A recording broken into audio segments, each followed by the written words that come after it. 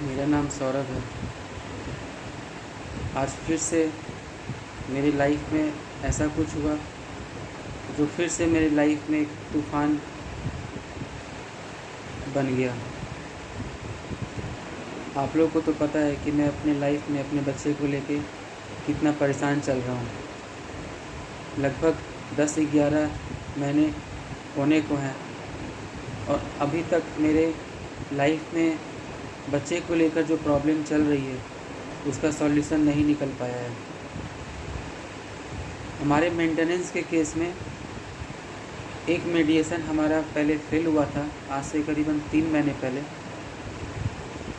फिर से हमारा मीडिएशन शेड्यूल किया गया क्योंकि मेरी वाइफ अपना वकील चेंज की है, तो उसके नई वकील फिर से ये मीडिएशन एक अरेंज की थी।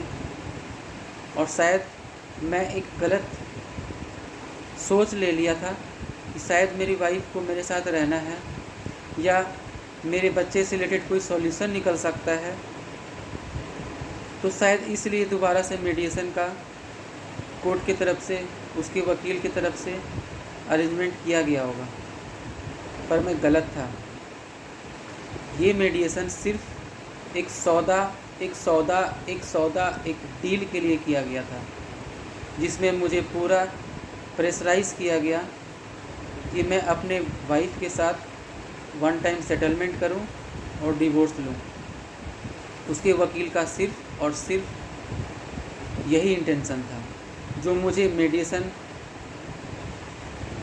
ख़त्म जब होने को है तब मुझे जाकर आज के मीडिएशन में क्लियर हुआ। इसके पहले हमारे 2-3 मीडिएशन हुए अलग अलग डेट में। जब हमारा फर्स्ट मीडिएशन हुआ सेकेंड राउंड का, तो बच्चे से रिलेटेड बात उठी क्योंकि बच्चे को लेकर ही प्रॉब्लम चल रही है। मैं 10 महीने हो गया बच्चे को लेकर काफ़ी स्ट्रगल कर रहा हूँ, तो बच्चे को लेकर बात उठी जिसमें सौदाबाजी भी हुआ। मेरे वाइफ और उसके वकील की तरफ से ये भी कहा गया कि मैं बच्चे का रिस्पॉन्सिबिलिटी नहीं लेता हूँ, तो मुझे बच्चे का खर्च दिया जाए। मैं भी एक झूठा ख्वाब बना लिया कि शायद बच्चे का पैसा देने से, बच्चे की रिस्पॉन्सिबिलिटी सब कुछ लेने से शायद मेरा प्रॉब्लम सॉर्ट आउट हो जाएगा और मैं बच्चे से अपने मन मुताबिक रेगुलर अपने बच्चे से मिल पाऊँगा, उसके साथ घूम पाऊँगा, खेल पाऊँगा, उसके साथ टाइम स्पेंड कर पाऊँगा। इसलिए जब हमारा मीडिएशन स्टार्ट हुआ, मैं अपने बच्चे के लिए उसका रिस्पॉन्सिबिलिटी उठाने के लिए 5,000 रुपया देने के लिए तैयार भी हुआ कि ठीक है, मैं बच्चे को रिस्पॉन्सिबिलिटी के नाम पे, उसका खर्च के नाम पे मैं 5,000 रुपया बच्चे का हर महीने दूंगा, लेकिन बदले में बस मुझे बच्चे से रेगुलर बेसिस पर फ्री तरीके से बस मैं मिलना चाहता हूँ। बस मेरी इतनी सी डिमांड थी। पहले तो मुझे ये बोला गया ठीक है वीक में 1 बार मिलो, फिर मुझे बोला गया ठीक है वीक में 2 बार मिलो। मैं सोचा चलो ठीक है, अच्छी बात है, कम से कम बच्चे से मिलने का मौका तो मिल रहा है, शायद इसी बहाने हमारे रिश्ते भी सुधर जाएंगे, चीज़ें भी ठीक हो जाएगी। हो सकता है कि मेरी वाइफ साथ में मेरे साथ रहने लग जाए, बच्चा मेरे साथ रहने लग जाए। पर वो होता है ना कि हम कुछ भी ख्वाब बना लेते हैं लेकिन वो हो नहीं पाता, क्योंकि हम जो सोचते हैं ना वो सारी चीज़ें सही हो कोई ज़रूरी तो नहीं है। क्योंकि मुझे पता है कि मैं कहीं ना कहीं सोचता हूँ कि चीज़ें सॉर्ट आउट हो, मैं बच्चे के साथ रहूँ, मैं अपनी पत्नी के साथ रहूँ, चाहता हूँ, अभी भी चाहता हूँ। बहुत हमारे बीच बहुत कुछ हो चुका है, लेकिन फिर भी मैं बच्चे के खातिर बस चाहता हूँ कि मैं अपने रिलेशनशिप को सुधारूँ। पर वो होता है ना कि किस्मत से ज़्यादा किसी को मिलता ही नहीं। शायद मेरे नसीब में अभी तक बच्चे का स्ट्रगल ख़त्म ही नहीं हुआ है। 15 दिन का मीडिएशन हमारा चला। इस 15 दिन में करीबन 6 बार मैं बच्चे से मिलने का डेट भी दिया गया। मैं बच्चे से मिला भी, काफ़ी अच्छे से मिला, मैं बहुत खुश भी हुआ। बीच में एक डेट में लकली फादर्स डे भी था। मैं बच्चे के साथ केक कट किया, उसके साथ टाइम स्पेंड किया। 6 बार 15 दिन में मैं 6 बार अपने बच्चे से मिला। उसके अपने वाइफ के घर पे जाकर ही बच्चे से मैं मिला। ये बात अलग है कि मुझे बहुत रिस्ट्रिक्शन में घर में ताला लगाकर बच्चे से मिलने दिया जाता था, पर फिर भी चलो ठीक है, मैं सोचा चलो ठीक है, बच्चे से मिल तो पा रहा हूँ ना, ठीक है कोई बात नहीं, एक सौदा ही सही, एक डील ही सही, इसी बहाने कम से कम मैं बच्चे का कुछ कर रहा हूँ, बच्चे का रिस्पॉन्सिबिलिटी उठा रहा हूँ, अच्छी बात है। कम से कम मुझे चाहिए क्या, बच्चे से मिलना ही तो है ना, मिलना ही तो चाहता हूँ मैं। और क्या चाहता हूँ, 10 महीने से क्या चाहता हूँ, अपने बच्चे से मिलना ही तो चाहता हूँ। मैं काफ़ी खुश था। मैं बच्चे के साथ फादर्स डे में केक भी कट किया बहुत अच्छे से। जब भी उसके पास गया, उससे मिला, वो भी मुझे देखकर बहुत खुश हुआ, बहुत हैप्पी हुआ। मेरे कंधे पर चढ़ चढ़ के मेरे बाल को खींच खींच कर मुझे किस किया। बहुत सारे फ़ोटोज़ भी मैं खींचा, बहुत सारी वीडियोज़ भी मैं बनाया। मुझे बहुत अच्छा लगा। ये जो 6 दिन था ना, मेरे लिए सही में वो बता नहीं सकता, काफ़ी अच्छा था। आज हमारा मेडिएशन था और आज मुझे नहीं पता था, मुझे शायद लगा कि ठीक है, बच्चे के लिए मैं पेमेंट करनी है, उसका खर्चा उठाना है, मैं रेडी हूँ, ठीक है। वीक में मैं 1 बार मिला, फिर 2 बार मिला, हो सकता है फिर मुझे 3 बार 4 बार मिलने का भी मौका मिलेगा। धीरे धीरे मैं ये उम्मीद से आज फिर से मेडिएशन में गया, पर मुझे नहीं मालूम था कि मेरी वाइफ तो कुछ और ही सोच कर रखी हुई है।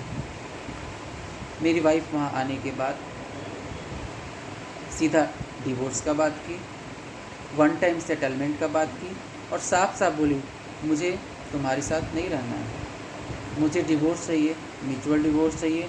बदले में मुझे बहुत सारे पैसे चाहिए, बहुत लाख चाहिए, जो मैं बोलना भी नहीं चाहता। क्या बोलूँ मैं, एक डील चल रहा है ना। मैं बस इतना बोला, तुम नहीं रहना चाहती हो, तुमको डिवोर्स चाहिए, ले लो डिवोर्स। पैसा कहाँ से आता है बीच में, तुमको रहना नहीं है ना मेरे साथ, मत रहो। ज़बरदस्ती तो मैं नहीं रख सकता ना, या ज़बरदस्ती अगर तुम रहेगी भी तो शायद रिश्ता तो हम कंटिन्यू नहीं कर सकते हैं। ठीक है, ले लो डिवोर्स। पर ऐसे कहाँ होगा डिवोर्स, हो सकता है क्या, इतना आसानी से कुछ होता है क्या। मैं तो बच्चे का सॉल्यूशन ढूंढने गया था, बदले में मुझे क्या मालूम था मेरी वाइफ अपना माइंड सेट करके आएगी डिवोर्स के लिए, 1 टाइम सेटलमेंट के लिए। नोएडा में जो मेरा घर है उसको बेच के आधा पैसा उसको देने के लिए ऐसे डिमांड मेरे पास रखे गए। मैंने कहा मैं यहाँ डिवोर्स का केस का डिस्कशन तो करने आया नहीं हूँ, या डिवोर्स की मेरा इंटेंशन डिवोर्स लेना तो नहीं है, मेरा इंटेंशन बच्चे का सॉल्यूशन चाहिए। डिवोर्स हो भी जाएगा तो क्या होगा, बच्चे का सॉल्यूशन तो नहीं निकलेगा ना। मुझे बच्चे का सॉल्यूशन चाहिए, मैं बच्चे को लेकर स्ट्रगल कर रहा हूँ, मुझे डिवोर्स नहीं चाहिए। पर कुछ नहीं हुआ, कुछ भी नहीं हुआ। फाइनली 15 दिन ही हुआ, मैं बच्चे के पूरे महीने का खर्चा भी दे दिया उसको। मुश्किल से 15 दिन में 6 बार ही मिला। बीच बीच में फ़ोन उस समय अनब्लॉक था उस ड्यूरेशन में, तो मैं बीच बीच में बच्चे से वीडियो में भी बात किया। पर इतनी खुशी थी मेरी लाइफ में, इससे ज़्यादा मिल ही नहीं सकता ना। इतनी आसानी से मेरा स्ट्रगल कहाँ ख़त्म होने वाला है, बहुत लंबा स्ट्रगल है। मुझे अभी अपने बच्चे के लिए बहुत फ़ाइट करना है, बहुत ज़्यादा फ़ाइट करना है। शायद मैं झूठा ख्वाब लेके बैठा हुआ था कि शायद मेरी लाइफ का स्ट्रगल ख़त्म होने वाला है। अब पैसे के ही नाम पर सही, एक डील के ही नाम पे सही, एक बच्चे की रिस्पॉन्सिबिलिटी के ही नाम पे सही, ठीक है शायद मैं बच्चे से रेगुलर मिल पाऊँगा, मैं अपने बच्चे से टच में रहूँगा, मैं उससे उसके घर पर जाकर या बाहर फ्रीली मिल पाऊँगा। पर मैं तो गलत सोच रहा था ना, मुझे क्या मालूम था मेरी पत्नी की एक बात, एक डिमांड पूरी करने के बाद, वो पैसे की डिमांड थी जो मैं पूरा किया। एक मैंने उसको पैसे भी दिया, मुझे क्या मालूम था फिर से उसकी दूसरी डिमांड आएगी, फिर से उसकी तीसरी डिमांड आएगी, फिर से उसकी चौथी डिमांड आएगी। ऐसा ही होता है, ऐसा ही होता है।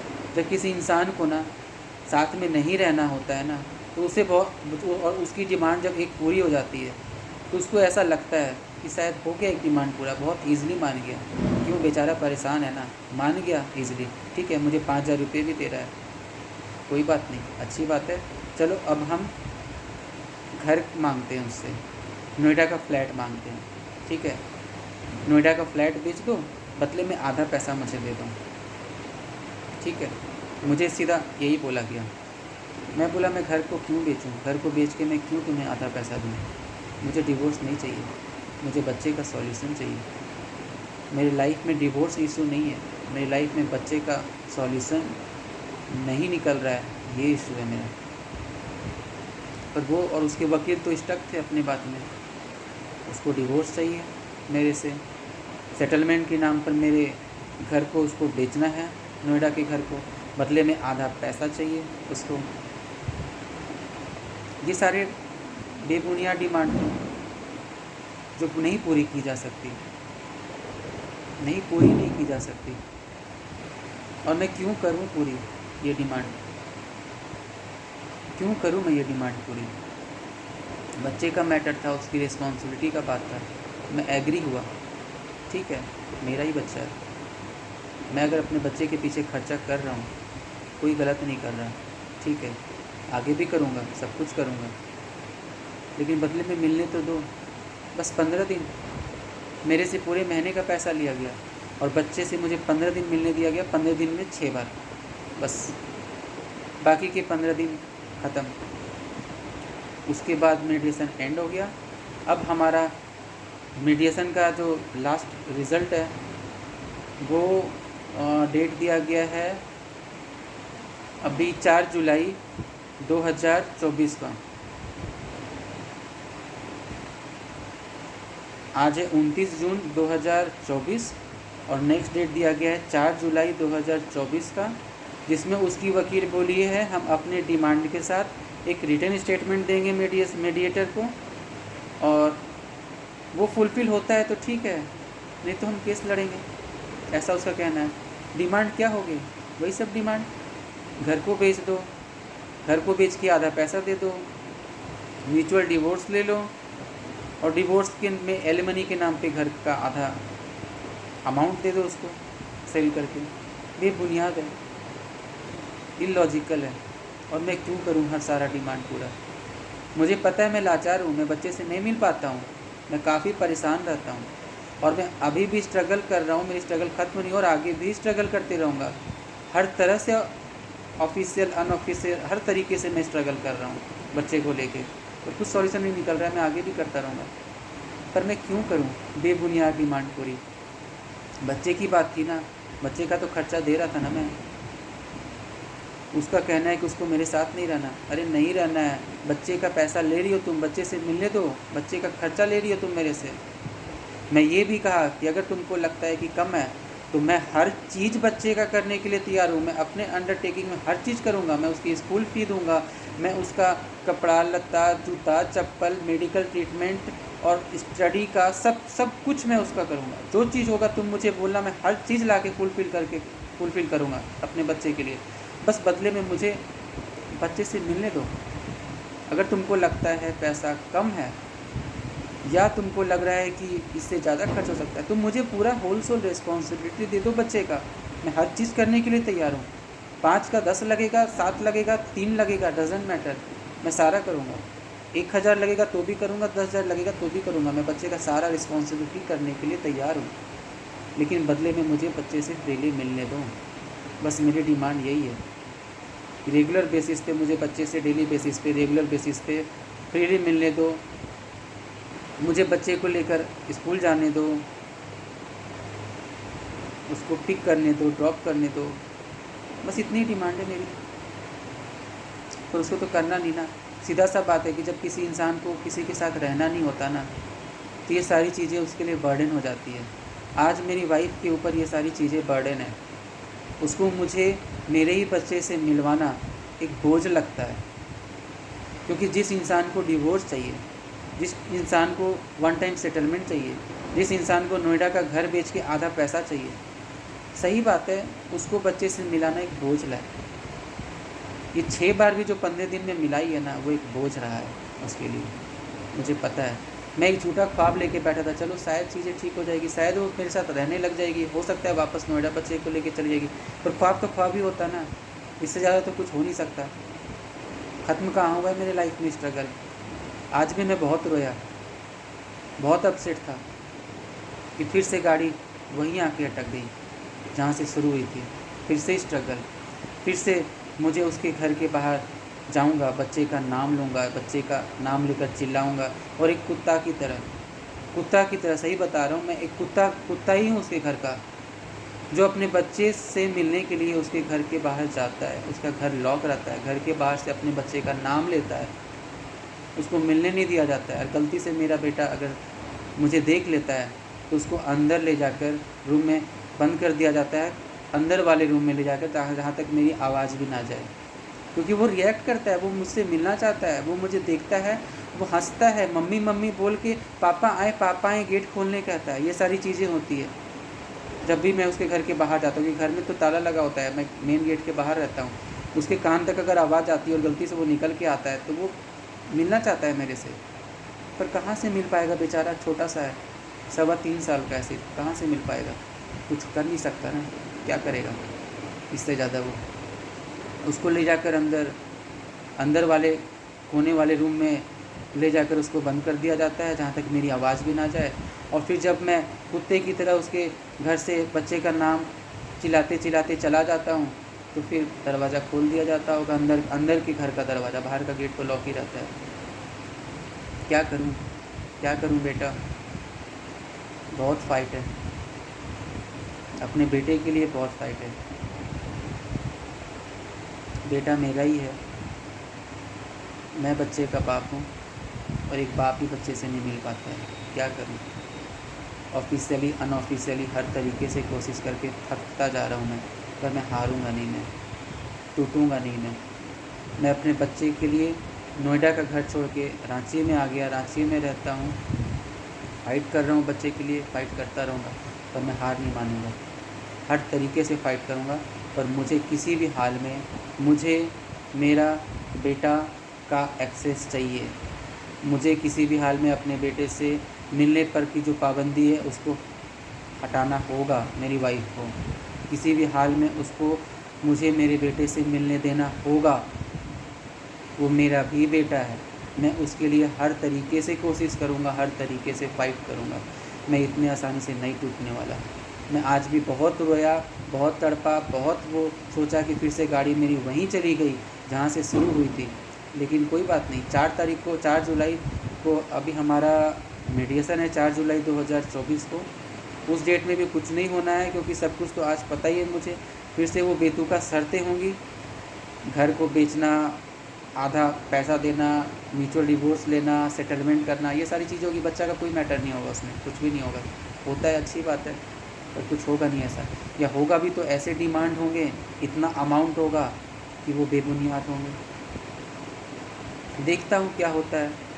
फाइट तो मेरी चलती रहेगी, पहले भी चल रही थी, बीच में 15 दिन नहीं चल रही थी, काफ़ी अच्छा लगा, काफ़ी अच्छा दिन था वो 15 दिन। बच्चे के साथ में काफ़ी अच्छा टाइम स्पेंड किया, फ़ोटो बनाया, वीडियो बनाया, फादर्स डे मनाया, और काफ़ी अच्छा से बच्चे के साथ में टाइम स्पेंड किया। उसको हर चीज़ें मैं उसके लिए लेकर गया जो उसको पसंद है। उसको आम पसंद है, मैं उसको दो बार आम लेके गया, उसके लिए टॉफ़ी लेकर गया, और उसके लिए बहुत सारी खाने की चीज़ें भी लेकर गया, केक लेकर गया, सब कुछ लेके गया जो उसको अच्छे लगते हैं। काफ़ी अच्छा टाइम था, बच्चे के साथ टाइम भी स्पेंड किया। पर अब देखता हूँ बच्चा भी, मेरा बेटा भी क्या करेगा, बेचारा 3.25 साल का है, उसको तो पता ही नहीं, हो ना समझ है। 3.25 साल का बच्चा को क्या समझ है कि सिचुएशन क्या चल रहा है, उसको तो कुछ पता ही नहीं है। बड़ा होगा, समझेगा शायद मुझे।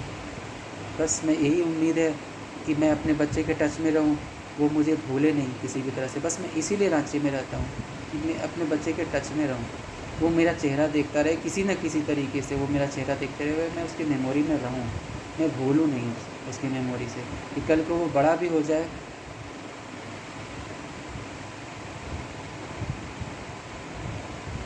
रोना आ रहा है। एंड करता हूँ वीडियो, फिर से रोना आ रहा है। कितना रोऊं, थक चुका हूँ रोते रोते।